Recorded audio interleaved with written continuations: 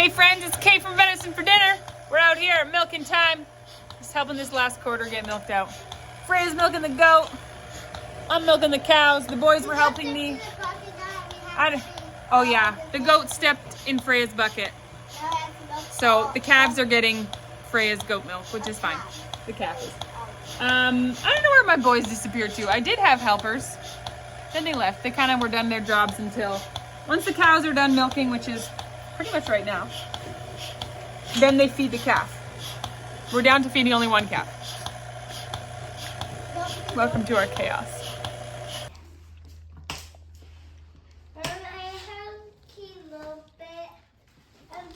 You can eat this carrot. That's enough little bit.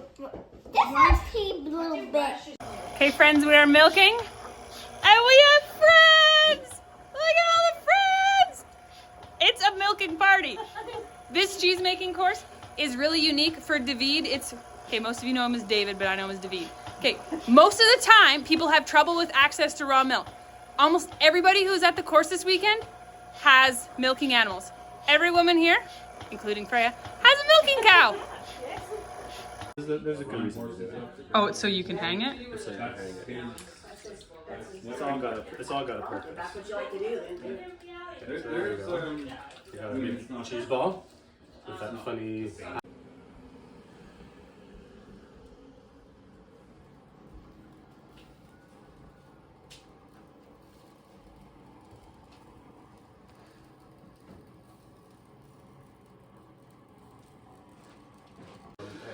This stomach and the enzymes that are within it, the enzymes that are within it are what allow milk to transform into the most natural, most thing. Guess which animals I have.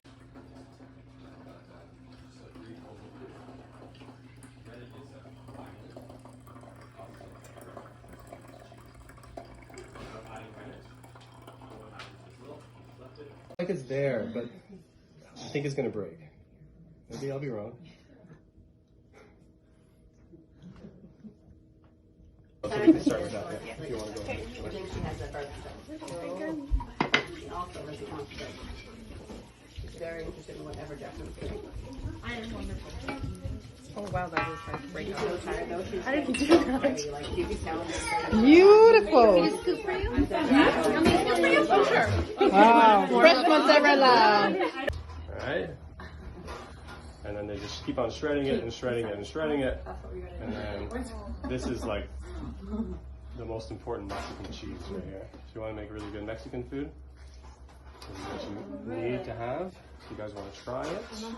It's ready. And it's a snack food for one. Yeah. So if you're on the road traveling, this is people lining it up, going back and forth, over and over and over again. This is the part where you call your kids. Anyone else want to help? We're just sort of spinning now. Okay, open it up.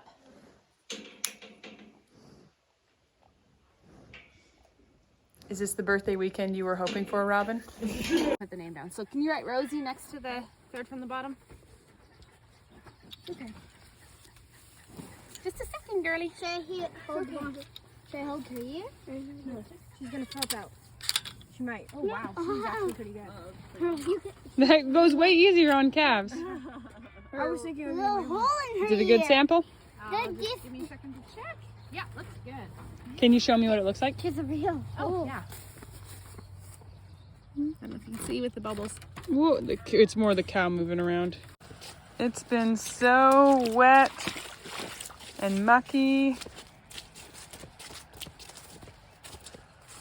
Thankfully, most of our garden loves this sort of weather.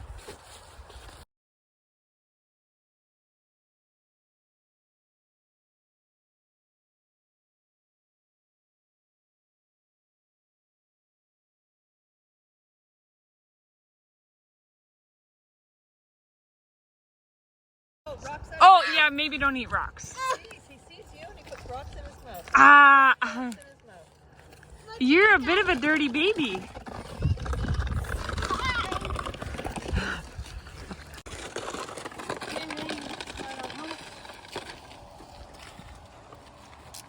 I believe these are the homes we used to live.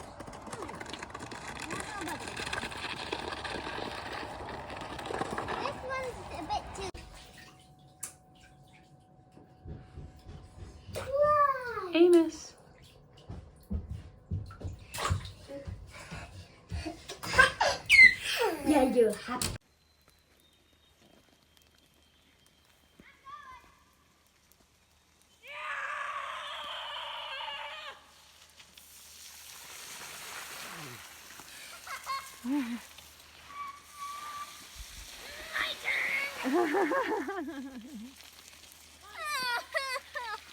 So we had a hot mess drama with Clover Dover. Today's Tuesday. On Sunday, so day 3 of the cheese course, homegirl goes down. She comes in for milking. She's kicky, and I'm like, you're not a kicky cow. Something's wrong. And then during milking, she goes down on her knees, and I was like, something's really not wrong. Just managed to get her milked out, get her out. And she goes down, and she's kicking at her belly, and she's up and down and kicking at her belly. And thankfully, lots of good cow people were here. The one person I SOS to, Naomi Birdsong Farm on Instagram. She has a blog too. Naomi, what is wrong with my cow? And she immediately hones in on the fact that when Clover goes down, not just her knees are bending, but her wrists, so to speak, are knuckling down, and then she goes down. And she's she's low phosphorus. That's low phosphorus. That it looks like milk fever, but it's this knuckle down thing. This is probably obnoxious behind me, but friends, this is my opportunity to talk to you, so we're going for it. So there's a couple things going on. She's kicking at her belly, she's got a stomach upset, but then she's also low phosphorus, and what's going on? So we gave her an IV like you would for milk fever, plus extra phosphorus in the IV, but you actually use a fleet enema. I'm talking to my phone, Mac. First time Mac saw the box, because it's a person enema, and there's pictorial instructions on the side. He's but it's phosphorus in a saline solution, so you just add it to your bottle of calcium and IV it. It's great. And we gave her Banamine for pain, because she was kicking at her stomach so much, and then we also gave her bloaties for her stomach, as well as some additional oil to help pass whatever was giving her troubles. Mac, do you want to go get grain for them? So within a few hours, she was up and about and eating again. And we were like, what the heck even caused that? We have some theories, we're not really sure. Naomi saw the vet for herd health for the dairy she works on. And she asked him out of curiosity, and he said that Jerseys have really poor calcium receptors in their stomach. And if they have stomach problems, it can then inhibit the calcium absorption, and they can go down with late lactation milk fever. So that's our best guess. There is another controversial guess, but I'm just not even sure if I bring it up. I'm going to spell things out, because if I say words, I'm going to get censored. We're on to Jessa now. Okay, so I do not touch the topic of human VAX online. It's a hornet's nest. I don't kick. When Hamish was 5, he stepped on a hornet's nest. That was a really nasty experience. I don't repeat that. I don't talk about hot button topics. But for cows, there is certain VAX we do use. Took a lot of thought for what we would do. There's some that are common for most dairy cows to do with pneumonia, but our cows aren't in a barn in the same way, so we don't need that. That's not a risk for us in the same sort of way. One we did decide was a risk we wanted to VAX for is soil-borne illnesses, Clostridiums. They are a real risk where we live. We have lost calves to blackleg, which is one that we VAX for. It's a combo VAX. Clover got a booster, SHOT, of the Covexin Clostridium 24 hours before she had this trouble. If we're going on the theory that it's based on a stomach problem, is 24 hours enough to set off this whole chain of events? I don't know. But that's just a working theory. So if you have any Covexin experience with this sort of thing, with having issues, I would love to hear about it. But please just be kind, because I'm a real person. Okay, and then I have a funny story for you to do with our pulsator. This is a pulsator, that thing going up and down. And we've been limping along with this pulsator. We really need a complete rebuild, and we've been waiting for the parts. So we order a pulsator. It's called a New Pulse pulsator rebuild kit. And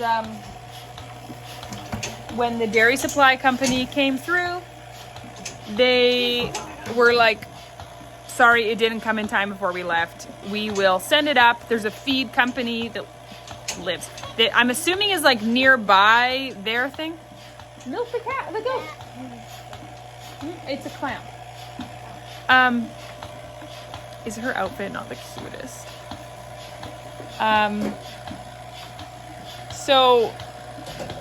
So Sure Crop is next to J&D Dairy Supply. And J&D Dairy Supply they're like 11, 12 hours away from us. So they say that when there's like small parts that dairy farmers need, and we live in a big dairy belt, there's lots of dairy farms here, they just throw it on a Sure Crop truck, and Sure Crop delivers it to one of the farms that they're already delivering feed to. So, cool. They said this is going to be a while though, because we don't know when this part's going to be here. It's going to be 2 or 3 weeks. That's okay. So I was talking to another dairy farmer, and I was like, do you happen to have any New Pulse pulsator? Because he used to have these. Do you happen to have any rebuild kits? He said, no, but I think I have like a container of spare parts, like random spare parts. So he gave that to us. I had to train him a lemon meringue pie. I still have to bake him that lemon meringue pie. I said it was going to be a few days because this was right before the cheese course. That did make things a little better. Things started working better after we got that. This is the long drawn out story. But he said, you know what? This other dairy supply I order from, I think they're faster. I'll see if they have one in stock. So they had one in stock and they sent it up. Then the J&D one, it ended up arriving in the middle of my cheese course, and I was like, okay, I just gotta deal with this on Monday. So I called the dairy farm on Monday. Hey, Sure Crop delivered this pulsator for us. Could we come pick it up? And the woman said, yeah, so Sure Crop delivered it, and we put it on a ledge, and then someone knocked it off the ledge, and our dog chewed it. And I was just like, oh, okay. She's like, we've ordered you a new one. I'm like, thank you. And then I got off the phone and laughed, because you can laugh or cry, friends. Laugh or cry. So, this morning I get a text from the other dairy farmer who had ordered me one, and he said, that part is in, the box is at the package pickup place. You can just pick it up if you're driving by. So I did. We're driving home. I pick up this box. We're like almost home, and Marius is driving, and I was like, oh, I'm gonna open it up and see what it looks like. Friends, it was not a pulsator. It was some other part, and I don't know if they ordered it or if it got shipped by accident, because he didn't get back to me on if this was the part he ordered or if this was an accidental thing. So, swing and a miss again. So I don't know if our pulsator is just still coming from that place, and then it was just a different part of theirs that they'd ordered that came, or if it got sent back. I don't even know what's happening anymore, friends. It's working well enough that we can get the cows milked out. It just takes a little tweaking. So one thing I have to do, because the pulsator is not always happy, is that, yeah, you can give it to the calves, Freya, is to help her get milked out the last bit. I'll put pressure either on the whole thing. I'll just hold my hand on here for the last bit. Or I know it's this back one, so I'll just hold it and then drop my phone in the dirty. Okay, I was trying to show you. See how you can see only a bit of milk's coming out? But if I pull on it, a lot more comes out. So I do that just to make sure she gets fully milked out on this back quarter.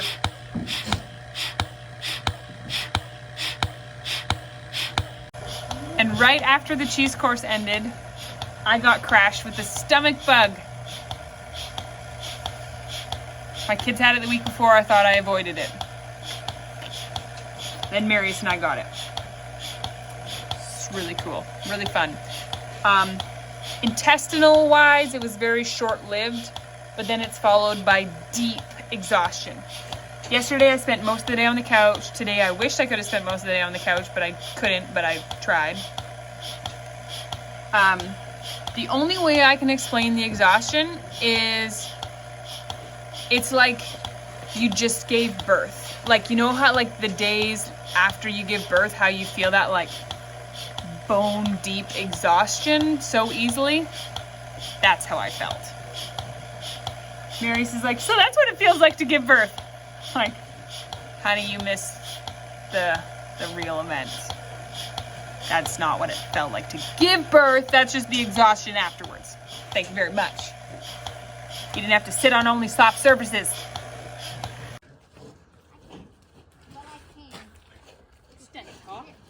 Freya, can you come? Woo! Come show me your outfit. Okay, so this dress, an aunt of mine found it at a secondhand store. Is it not the sweetest thing ever? And then this apron, a friend of mine makes aprons. Okay, please don't splash us. She's off-grid, huggy, whatever you want to call it, homestead on Instagram. You basically have to be on a waiting list to get an apron from her. I have one in adult size, and this is Freya's child size one, and her daughter makes them. Yeah, it's cool because. So her daughter makes the child size one, and Jen makes the bigger ones.